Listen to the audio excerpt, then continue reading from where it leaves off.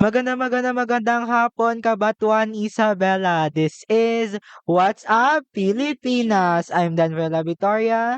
Hey Ramos, at ngayon partner, pag-uusapan natin ang tungkol sa mga illegal na pagdadrive ng mga Students. Yes, partner. Na-late ka ba kaninang umaga, partner?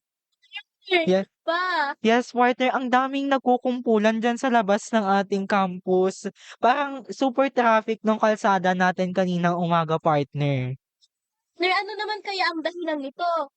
I think partner, kasi ang daming mga naka-single na motor. Di ko alam kung kanino yun, pero I think most ng mga single na mga motor is from students din ng ating paaralan.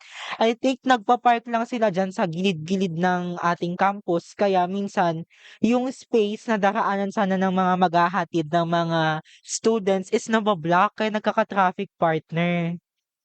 So partner, hindi ba bawal ang pagdadrive sa ng mga students, especially kapag walang license?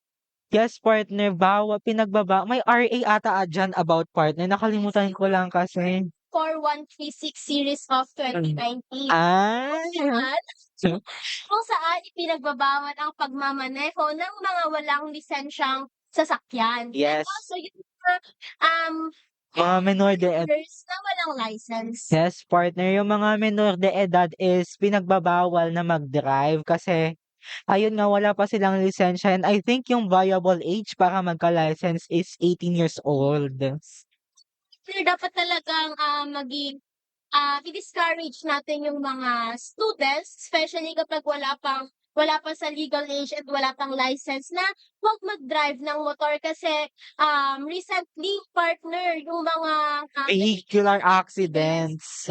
mostly kabataan ang involved partner. Yes, higit pa diyan, partner. I think yung mga nai-involve dun sa vehicular accidents is mga single lang na motor yung sinasakyan nila, and yun, madaming mga cases na siyempre medyo malapit dito sa ating schools. Nakakabahala, partner, as a student dito. Yes, partner. I think kung hindi na lang sila mag-drive kasi marami namang mode of transportation para makarating sa school. Yung mga malalapit ang bahay, pwede silang maglakad. Yung mga ibang malalayo, pwede silang mag-tricycle kasi yung mga tricycle driver may mga lisensya naman sila and may permit sila para dun sa paghahatid, and subok naman na sa kanila yon. Hindi naman sila bibigyan ng lisensya kung hindi naman sila marunong mag-drive, 'di ba, partner? Yes. Kasi dapat hindi talaga nagda-drive yung mga walang lisensya kasi hindi pa sila gano'n kagaling, hindi pa sila gano'n ah, Bihasa. sa pagda-drive partner, and hindi lang yung sarili nila yung nilalagay nila sa kapahamakan kundi yung ibang road users din partner. Yes, partner. I think kapag nagda-drive din is sinasabi nila yung kalahati ng paa mo is na nakaano na sa hukay. Sa Yes, partner. Kaya I think driving is very dangerous, especially dun sa mga hindi pa masyadong marunong like students.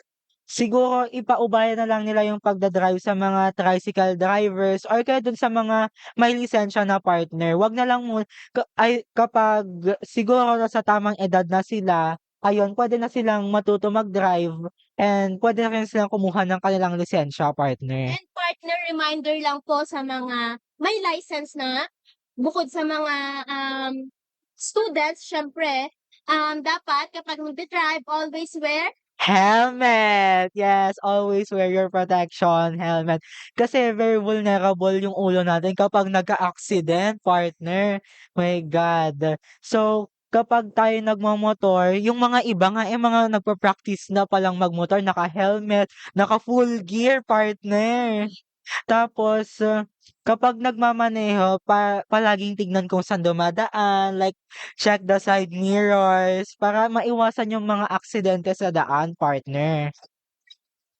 parang mas maganda rin siguro kung nag-aaral pa lang mag-drive is dun pa lang sila sa outer lane para Yes, hindi kasi partner.